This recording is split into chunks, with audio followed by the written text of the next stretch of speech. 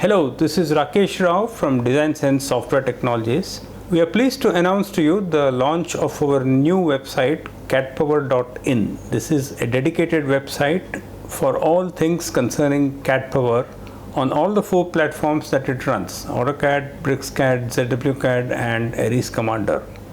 So earlier CADPower was a section inside our DesignSense website, and now since the product is growing, we have launched its own dedicated home, and that is called www.cadpower.in.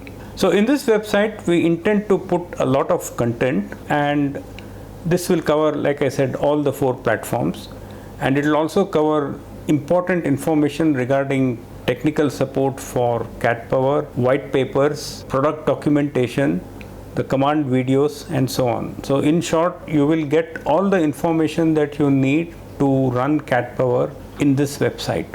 So in the future, you please try and visit this website rather than go to the DesignSense website. So there will still be a CADPower page on that website, but the dedicated new website will be where you will find all the information about CADPower.